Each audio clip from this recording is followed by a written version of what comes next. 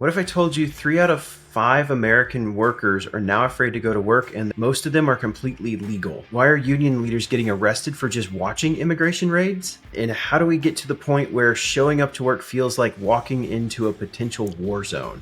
We're doing these raids, we're looking for the bad guys, we're going to go after the criminals, but then why are we targeting workplaces where people are actively contributing to society instead of focusing on actual criminal activity? Are these raids going out of control? Is the media twisting this? What's actually going on here? A lot of these undocumented workers are working very difficult jobs, dangerous jobs, or just low-paying jobs that, quite honestly, a lot of Americans don't want. Should we kick that person out too? I get the guy who's, killed a dozen people. That one's easy. What about this person? Technically, yes, they have broken a law. They came into the country and were not supposed to. But they've been here for 10 years. They've been a contributing member of society. Got a job, they got a family, they're contributing. That one's harder. Protesters show up to ICE raid that raided a restaurant. Why are we raiding a restaurant? I get kind of what you were saying there. Yes, undocumented people are technically breaking the law. If you break a law, I guess that makes a criminal. So if I jaywalked yesterday, I guess technically I'm a criminal and should have a ticket. Fine. We're also going to throw you out of the country. Yeah, you're going to throw me out of the country for jaywalking. I was working with a client a couple of months ago, and they had a really great leader in their company who has an advanced degree. She's from India. She's here on a work visa, and she's terrified that the Trump administration is going to make some sort of a policy change and freeze things, and she's going to get thrown out of the country. She's here legally. She is employed in a very high-paying job, and she's very good at her job. But there's just this background noise of anxiety because she has no idea what the Trump administration is going to do. I was going to say, I think the boomers also were probably the generation that has leveraged the undocumented worker the most. Probably. Right. They're like, this is my cue. Time to get out. Yes. I think there's also an opportunity to just lean into our humanity here and to understand, spend some time thinking, maybe even talking and getting to know people in their situation, because there's probably more undocumented people in your life than you realize. Welcome to the Make Work Not Suck podcast. Ryan, today I want to dive into something that's going to be a little sensitive, going to be maybe a little touchy. We might offend a few people. But I want to talk about something that is affecting a lot of workers in America. It's ICE, the immigration raids, and how it is creating, I think, fear in a lot of work contexts for everyone, not just undocumented workers. And I think it's making work suck for a lot of people. And I think we should spend a little time digging into what's going on. Why does it make work suck? And what, if anything, can people do to help make work not suck? Is going to be a very interesting episode. What if I told you 3 out of 5 American workers are now afraid to go to work and most of them are completely legal? Why are union leaders getting arrested for just watching immigration raids? I haven't heard of that. That's crazy. And how do we get to the point where showing up to work feels like walking into a potential war zone? I mean, this reminds me of the episode we did a little while ago about just kind of politics at the office and how polarizing certain topics are right now. And I think this has got a lot in common with that episode, where I think there's a lot of fear in the world right now. And especially for people who are legal immigrants, who might just look like an undocumented worker, even if they are completely legal. I've got some friends who have immigrated here to America legally, followed the process. They've probably learned more about U.S. history than I know, and yet, there's some anxiety there because they speak with an accent and they, don't know what's going to happen. And I think that's got to have repercussions in a variety of industries. I've never been in an ICE raid or seen an ICE raid, so I have no idea what this experience is like. I mean, I've been on job sites. I mean, go back a decade, and Mhm. immigration shows up and guys scatter. I live in Texas, so that's not uncommon, but to this extreme. Yeah, not this extreme. I'm sure I have worked with a lot of. I was making some notes myself. I spent a lot of time working in food service. I've worked in construction, manufacturing, warehousing, and logistics. I am sure over the years, at some point, I have worked with people that were not documented. But I've never had that firsthand experience of somebody kicking in the door and taking people away. That sounds terrifying. That sounds awful. And I don't know how anybody would try to get back to work, business as usual, when that's happened in your place of work. Like that sounds traumatizing. Well, and here's what and this is going to get a little political, I guess. is is the comments have been made, we're doing these raids, we're looking for the bad guys, Mhm. we're going to go after the criminals, but then why are we targeting workplaces where people are actively contributing to society instead of focusing on actual criminal activity? So are these raids going out of control? Is it kind of rogue branches of the government doing this? Are they following orders? Is what was told to us in the media a lie? Is the media twisting this? Like what's actually going on here? My guess is that what has been framed as a black and white issue has probably got a lot of shades of gray in between. Right? There, this narrative of illegal immigration, undocumented workers, all of these, convicted felons and stuff like that. I'm sure there are some bad people out there, right? That don't belong here. But what about the workers that have been here for a long time? Maybe they entered illegally. So if you wanted to talk about, are they technically a criminal? Yes, they have broken a law of, coming into a country without passport, visa, et cetera, et cetera. But they've been here for 10 years. They've been working.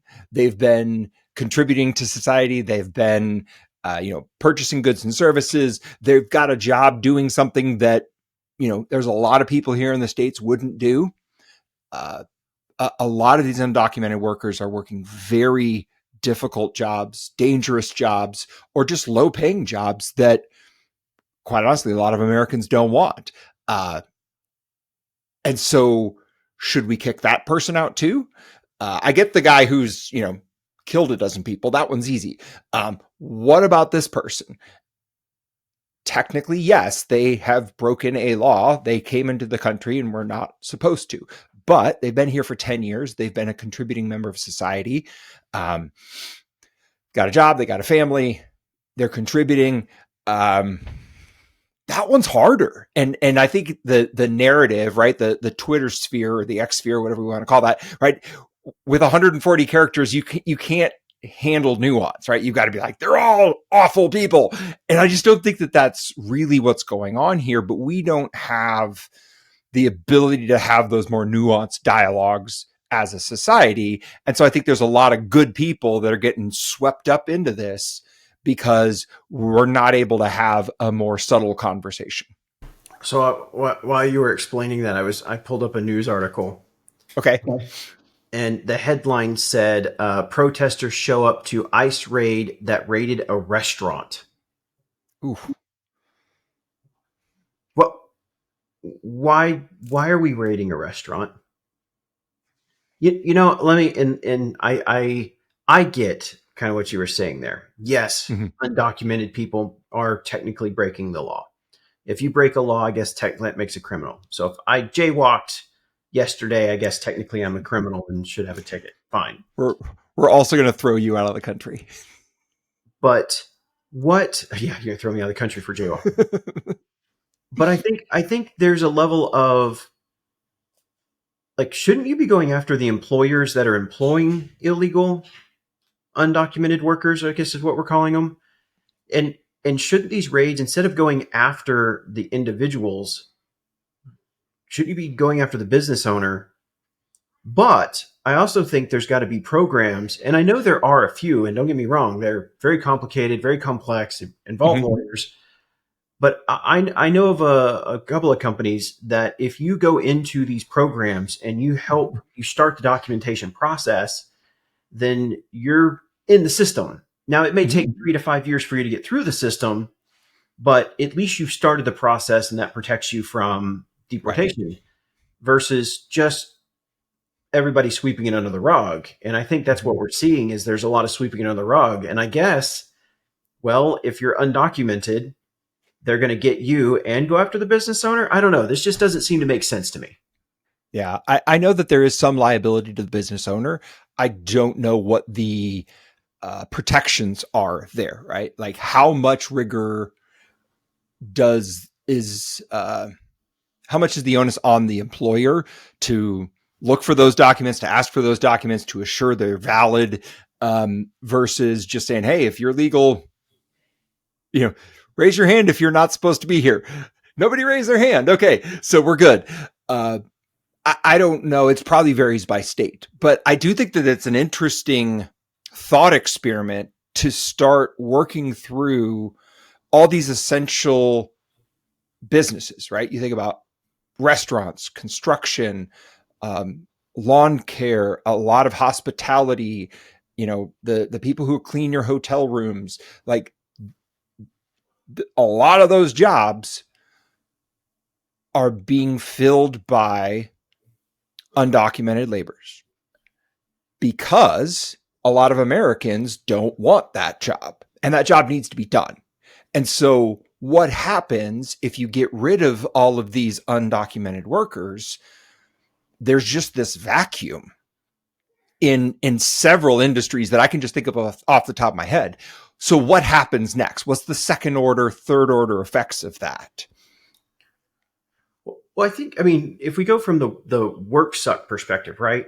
So for Mm-hmm. one, if you're an undocumented illegal alien, that's still what we call them, right?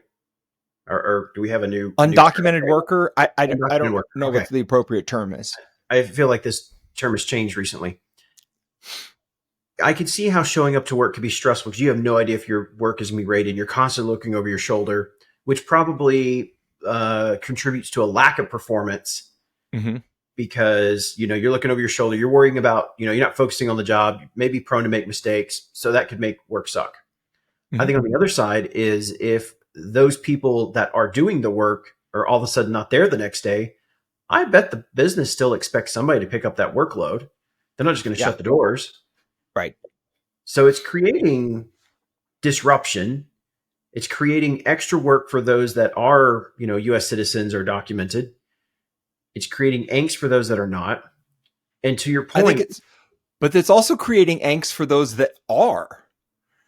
Like, I was working with a client a couple of months ago, and they had a really great leader in their company who has an advanced degree. She's from India. She's here on a work visa, and she's terrified that the Trump administration is going to make some sort of a policy change and freeze things, and she's going to get thrown out of the country. She's here legally. She is employed in a very high paying job, and she's very good at her job. But there's just this background noise of anxiety because she has no idea what the Trump administration is going to do. And she could at any point in time just get thrown out of the country for legitimate or completely made up reasons. so let's hit on that one for a second. Can the administration actually do that? I mean, I guess technically the executive order, but I feel like there'd be lawsuits. And if you have the documented paperwork, I mean, all these agencies, and again, I guess there's corruption and whatnot. So, I mean, Sure. set that aside for a minute. But these agencies have policies and procedures and guidelines and operating components they have to operate under. Mm-hmm. Just make up their own laws. So if Right. you are a legal documented, like you're the individual from India, you've got a visa, Mm-hmm. you're here legally, you got your paperwork, shouldn't they leave you alone? I mean, sure, they show up in your workplace and say, "Let me see your paperwork." You show your paperwork. That's probably embarrassing. I agree, Yeah. but you shouldn't be fearful of getting deported because you have legal documentation. So where have we gone wrong here? do we have like mass media disarray because we don't like the current president? Are Hmm. do we have rogue branches inside of the? I guess it's under customs and immigration. Like, do we have rogue agencies that are violating policy? Like, where's the chaos coming from? Because I got to believe there's a little bit more stability than that, though I do agree with people being concerned. Yeah. For instance, I have a VP of production for one company I work with. We're having our leadership meeting in California here in a few weeks, and she's double checking and making sure all of her paperwork is legit because she doesn't want to have any issues. Right.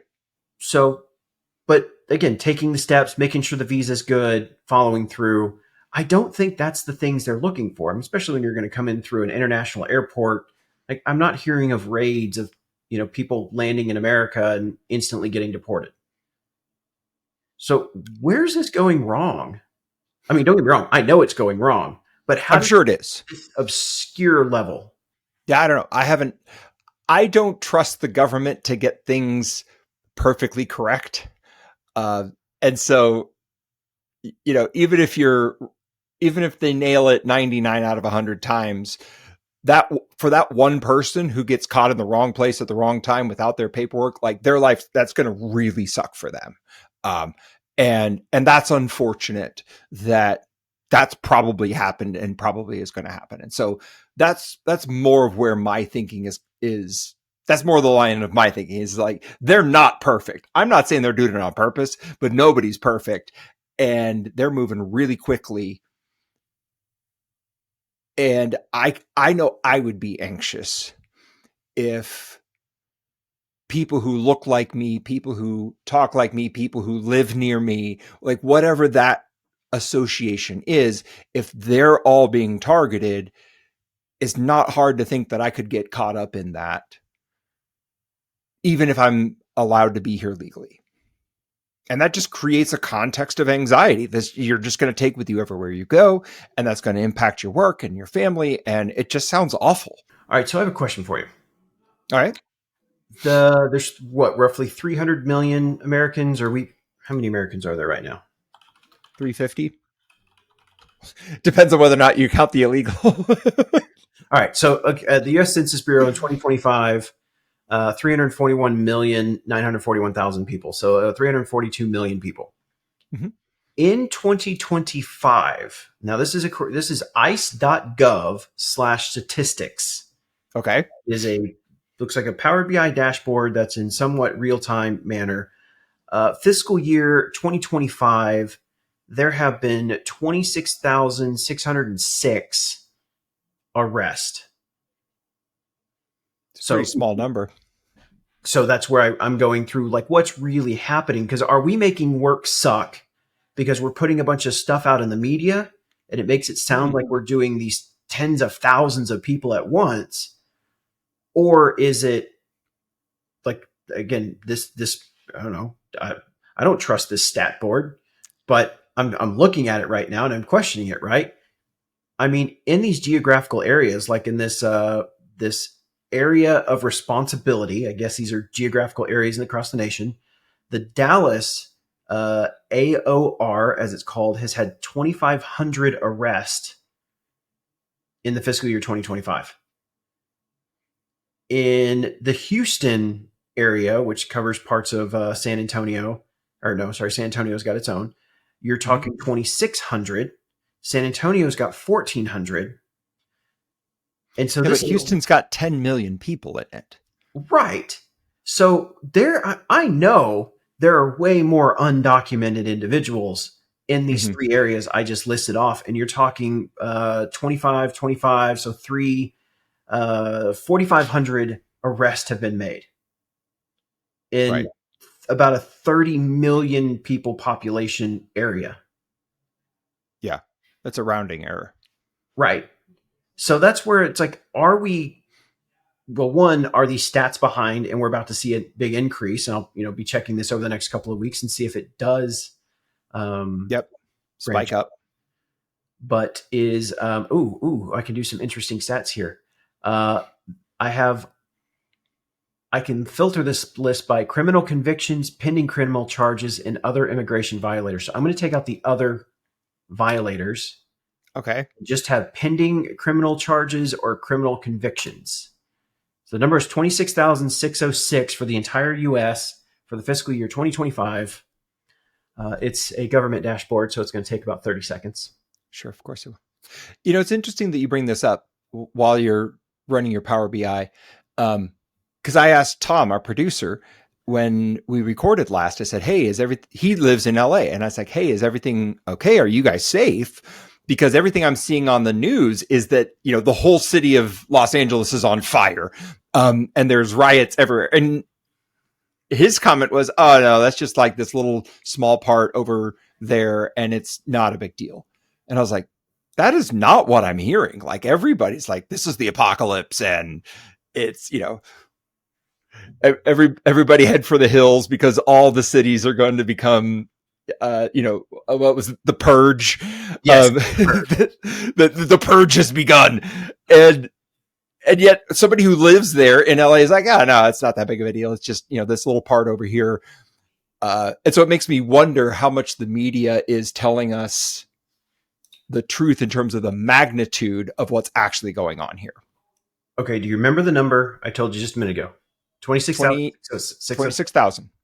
Now, I have only showing, now this is all United States, fiscal year 2025, criminal convictions and pending criminal convictions. Arrests made, 22,728. So that means we're 4,000 arrests across the entire U.S. that were other immigration violators. Wow. So by this dashboard, this would indicate that they're actually doing their job of going in and removing criminal... the real bad guys. Now, the question is what do we call a convicted criminal in this case? Is this a first degree felony, second degree, third degree?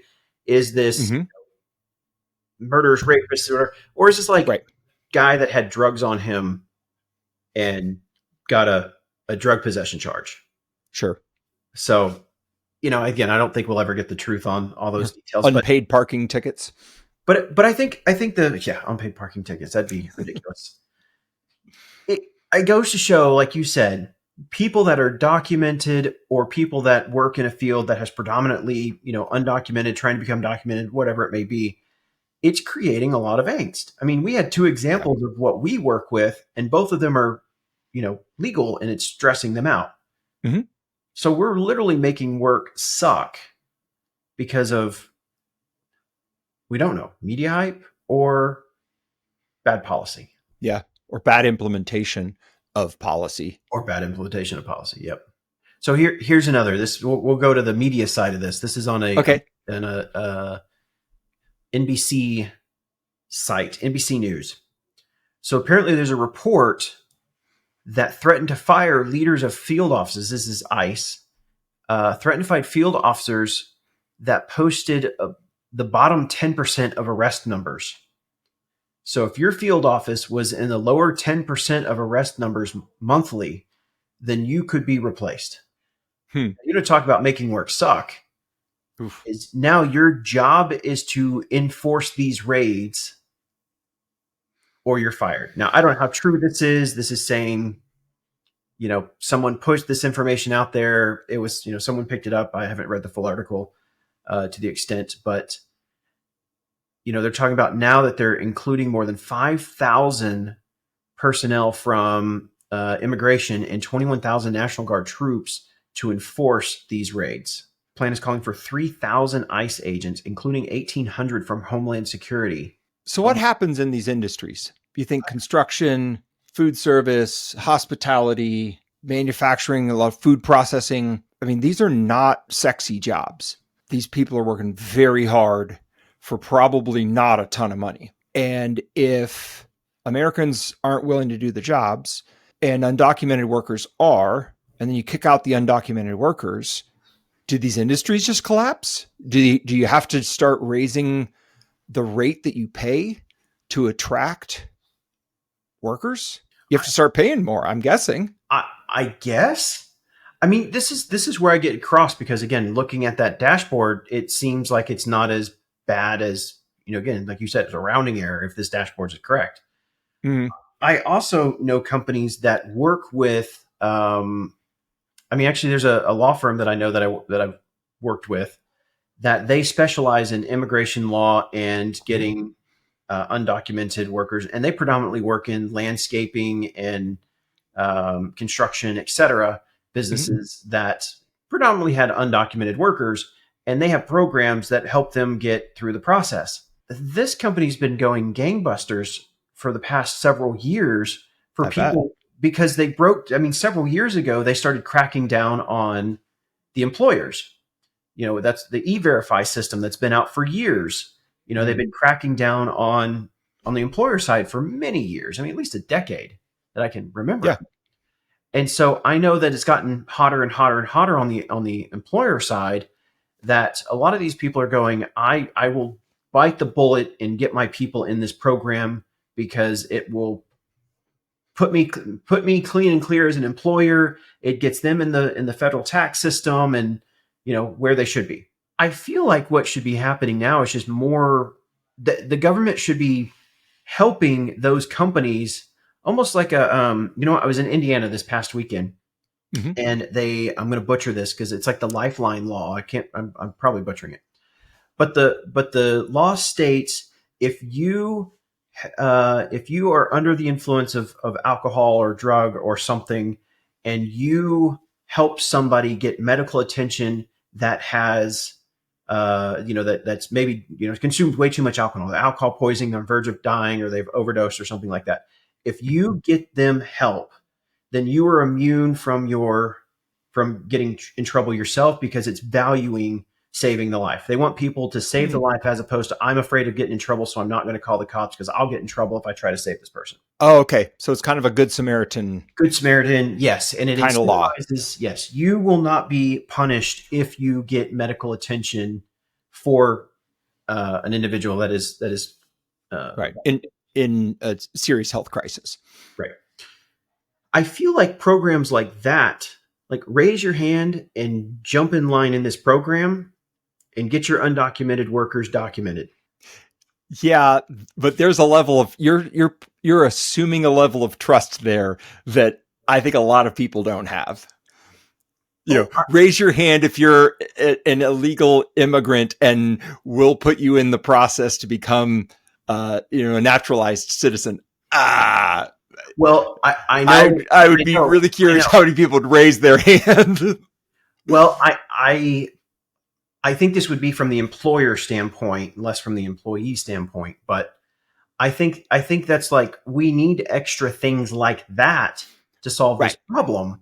And I'm not saying that's an end all be all, and I'm not saying that's going to be 100% success. It's got flaws in it as well.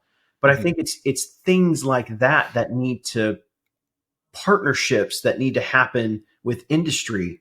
Now, don't get me wrong. There are people that say, well, that's not fair. I've been paying taxes for 20, 30, 40, 50 years.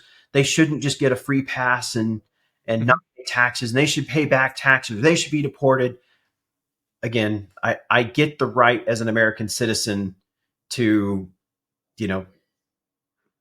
you've been in the system, you've done all the right things. It's not fair for that. But at some point, we have to level set and solve the problem. And I think that's where just rating businesses to get people out of the country does not seem like the most effective. Like, it's not a solution to the problem, other than making people scared, panic. But again, I think if there was I don't know if I'd call it an amnesty program, but if employers could raise their hand and say, I've got 3 undocumented illegals, I will pay to get them into the program and get the process going. Why wouldn't we? Isn't that what we want? Right. Ultimately, what we want is, we want undocumented workers to be documented and part of society. So why? Well, so I wonder if we're turning this into a binary that doesn't need to be, right? Like the argument of, should these people be here, not here, documented, not documented, pay taxes, vote, all these kind of things. Like, what if there was a middle criteria, right? Where maybe you don't get to vote, maybe you don't have other privileges that come with being a citizen, but you're allowed to be here, you're allowed to work. We can, have some sort of a taxable component to your income, so everything's above board, but we separate citizenship from employability. That's basically a green card. Then there needs to be more on-ramps for green cards. Yes, that's exactly what I'm saying. Is there just needs to be a means to solve the problem. And Yeah. again, at the end of the day, if these raids really are pulling out people that are, serious criminal offenders, Mm-hmm.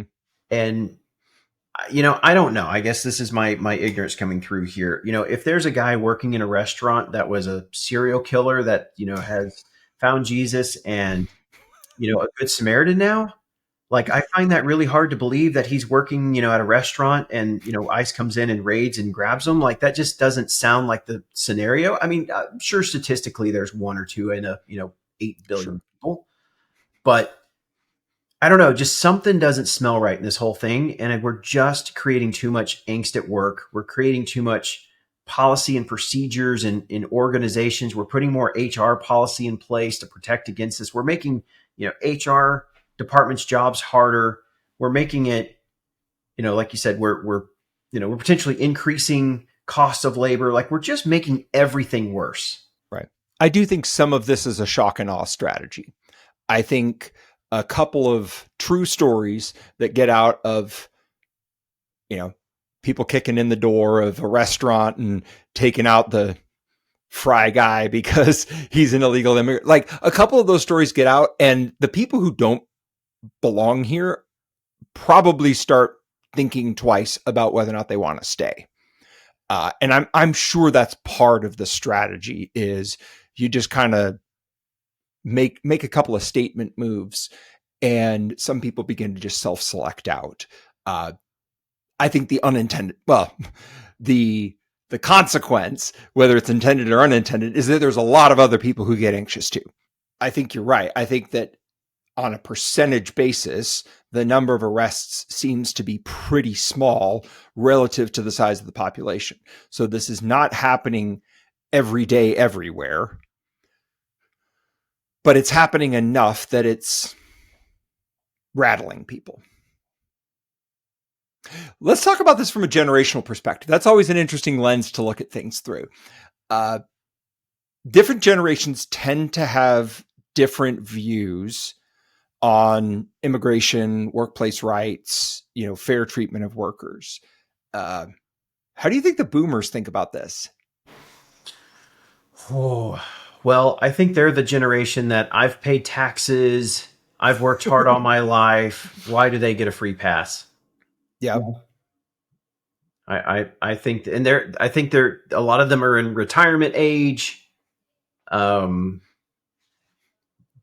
disconnected from the workplace these days, or getting more disconnected from the workplace, and not really wondering why we're all upset. I've also talked to a number of baby boomer business owners that are just tired of it. Like they're just like, they just want to get out of the business. Like they'll sell it to anybody because it's getting harder and harder to run a business. And they've done it for 30 years and they're like, look, I just want to go retire. I think they're tired of the BS. Well, I think as a resident Gen X, I was going to say, I think the boomers also were probably the generation that has leveraged the undocumented worker the most.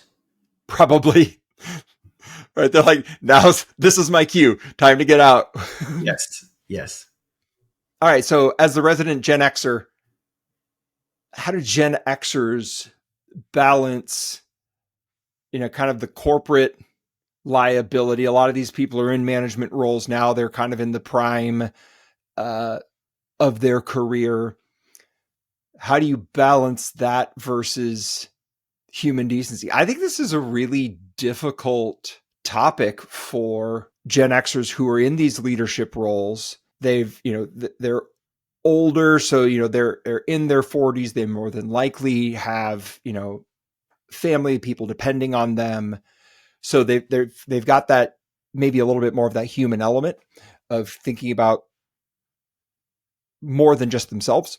And I see this being really hard for them because we understand on one side that systemically you can't support what I think I read somewhere is like 10 million people have come into America through undocumented channels in the last 5 to 10 years. Like that's a massive amount of people. Now, some of them left and some of them come back. I don't know, but 10 million people is a lot of people. And just as a system, as a society, we can't support that, right? You can't have 10 million extra people on the healthcare system with the same number of people paying into it, right? It just, the system starts to break. And so you get that, but then you've also got the human side of, yeah, but I've worked with this guy for years and I know his family and I care about him and he needs a job and his next best option's pretty crappy. That's hard.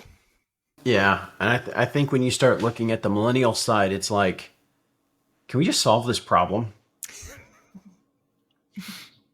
I think there's a level of, I'm going to guess the Gen Zs are definitely more on the solve this problem, but probably more theory on the problem just because they're younger in the workforce. But aren't all Gen Zs communists? Like they're just like, why can't we just all get along? Oh, I'm going to love on that one. I think millennials are in between the Gen Xers and the Gen Zs, where, again, the older millennials have worked with some of these individuals alongside. There's the history, et cetera. And then I think in the middle there, you've just got like, can we just solve this problem because we've been hearing about it for 20 years? And it's not a new problem. Yeah. It's not even a 20-year problem. It's probably goes, 20, 30, 40 years before that. It's just become, more polarizing in the past, decade or so. And it's like, this goes back further than that. Like even in the 1800s with different ethnic groups, right? When it was the Irish or the Italians or, just different ethnic groups that were migrating, I guess, different ethnic groups that were coming to America en masse, like they were the kind of bottom of the employment totem pole. They were coming in, taking a lot of jobs that other people didn't want and working their way up. So this has been true of America for almost as long as we've been a country. I'm not sure why it's suddenly such a political hot button right now, but this is not a new problem for us. I think you got to think going back to the 1800s. I mean, that's the foundation of our growth, right? Like we were massively importing people. We wanted people to come, like we needed people. And I think what it is now you're, how many generations later of established Americans that, we don't, not saying we don't need imported people, or we don't need, immigrants, but I think it's just become a more wide scale problem. And, really, honestly, it probably goes back to the beginning of the problem, goes back to Social Security. When the government started funding, social programs and Social Security and, Section 8 housing. And when all of that started going, those programs were built to help individuals in circumstances. And again, a policy or a program that was built in 1950s that still runs almost the same today, Social Security and Medicare. I mean, there's been reforms, but they've never been completely overhauled.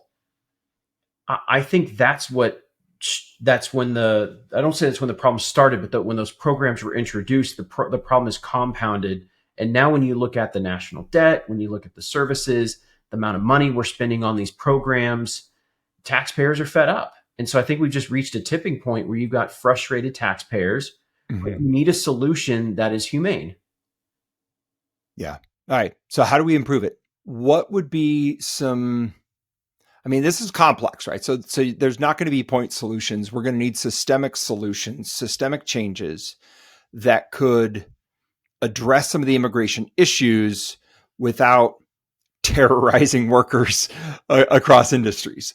I think the first one that comes to my mind is just there needs to be more pathways to green cards, whether those are skilled or unskilled laborers. If somebody's here and they want to work, we need to find a way to make that possible for them. If they're here and they don't want to work, they want to cause trouble, or they just want to freeload, that's, I think, in my opinion, a different kind of person, and not very interested in taking them on as a society. But if you want to work, like I don't have a problem with you being here.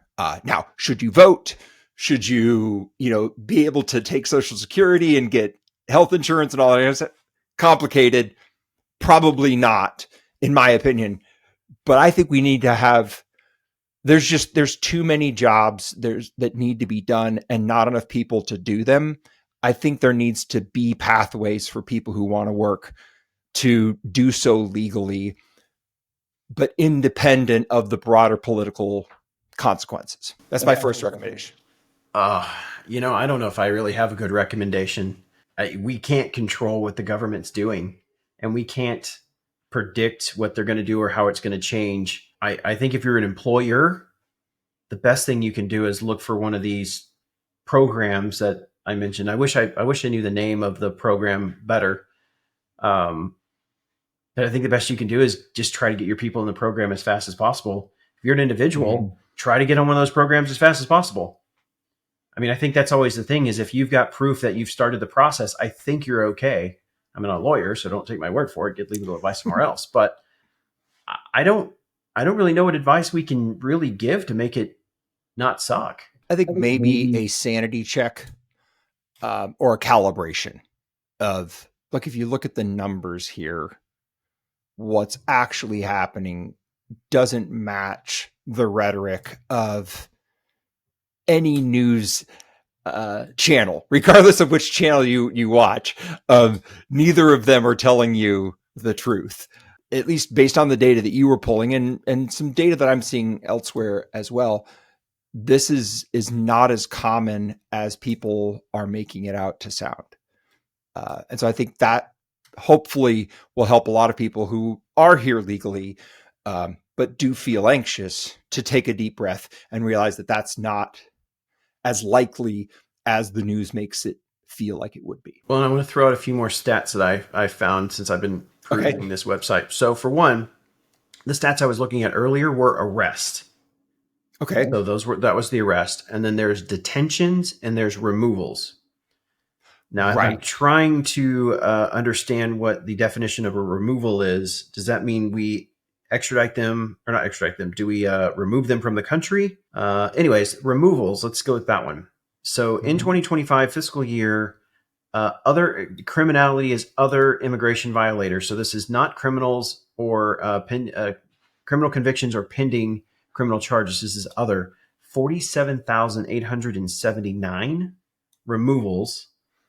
And then detentions, same stats, fiscal year 2025, other violators, other immigration violators, 40,866. Now, I don't know how much, the 40,000 carries over to the 47,000.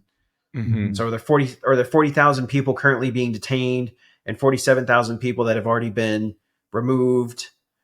There's a flow there that's not clear. But even still, okay, 40, let's just add those two numbers together, 80,000, that's a good number, but still a very small percentage of the population. Right. But again, even if you work at a roofing company that has, 100 people and 15 of them are now gone. That's devastating. To your direct business, to your business or your coworkers, you are directly impacted. 40 or 80,000 to 350 million, rounding error. Mm-hmm. 5 out of 100, okay, that's notable. I do think what's interesting is to think about immigration as it intersects with automation. Like, as more, as robotics continues to advance, how many of these jobs that are currently being held by undocumented workers just get done by robots? Like, how does that change the total landscape here of, so, maybe there's just not as many roofers, or there's not as many uh, people working in the back of restaurants because there's Flippy the burger robot who's doing it for you. I think that's going to be very interesting to see over the next 10 years how those two dynamics intersect. Yeah, I mean, I agree with that. I think that's just natural progression anyway. Right. Anytime that you can use some sort of automation or AI or robotics to have an employee that works around the clock and is not an actual employee, Mm-hmm. I mean, I think just the technological progression is that'll help, but that still doesn't solve the influx of people trying to get in. Right. But I mean, I guess that does come down to, let's just hypothetical. Do you end up with a situation where you have a flood of immigrants that don't have jobs? Then what do you do? Yeah, I think that becomes a very scary scenario, and you're seeing a lot of that in Europe right now, um, and it's breaking several European countries. I think that's a very bad scenario. Again, if people come and they want to work, they find a job and they want to work hard, awesome, welcome. If you're not here to work and you're just here to freeload, um, I don't think we can handle. I don't think the system is built to handle that much. And I love the social welfare, the social programs that we have that provide safety nets to people. But if the whole world shows up, those safety nets break. All right, sorry, I got another few more stats for you. Bring Since it on. so when I was looking at the removals, I didn't realize there Mm-hmm. was an arresting agency filter here, and so the removals was 47,000 Mm-hmm.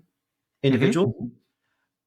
When I triggered just ICE, so that'd be the immigration, raids and whatnot, only 731. The other 47,000, the bulk of it, or the majority, I would say, was actually Customs and Border Patrol. So that's people crossing the border, airports, Right. etc. So most of what we're removing back is people that's getting caught walking across the border. That's Wow. That's not raids. All right, let's go to detentions. Let's just see what we got here. Let's see what ICE has got for detentions. So the current number for both agencies is 40,866. Mm-hmm. A little higher. ICE detainees, 1,933. Sure. So But again, still pretty small as a percent. so I go back to the raids. I think the raids are maybe, again, I'll be curious to watch this month over month and see if it ticks up for June and July to see if it increases. But I think the raids themselves are probably only impacting a small percentage of people, but the people that are impacted, it's probably make suck Oh making. yeah. So Yeah. that's not to dismiss those that have been impacted by it, that have actually witnessed a raid, that has gone through a raid. They're working harder because of a raid. This is not to diminish them in the slightest, because that is real for them. Right. I think on the grand scheme, it's a very small impact of society. Yeah. All right. So let's wrap it up. How do we help make work not suck? I would say if you're a senior leader in an organization, I think you need to understand the liabilities to you and to the company. I like the idea of kind of embracing that the processes that do exist. I don't think there's enough, but embrace the process of, okay, if we do have some undocumented workers, we need to encourage them to get into the process and provide some kind of a safe on ramp for them into that process. I think I think there's also an opportunity to just lean into our humanity here and to understand, like, spend some time thinking, maybe even talking and getting to know people in their situation, because there's probably more undocumented people in your life than you realize. And that's going to create a lot of anxiety for them. And there might not be anything you can do about it, but to at least be aware, to be sensitive, to be helpful where you may be able to, I think that's part of the reason why people come to America, is because there's a lot of people here who really do care. And I think we need to remember that, especially during difficult times like this. Those are my 2 cents. Well, I like it. And then I want to throw this out there is we opened up, and I don't know where the stat came from, but 3 out of 5 American workers are afraid to go to work. Again, I'm not, and I think it was, most of them are completely legal. Sure. So if 3 out of 5 Americans, that's 204 million out of 341 million. If 200, okay, the 340 aren't all employable age, but I'll give it to you. well, I'm just okay.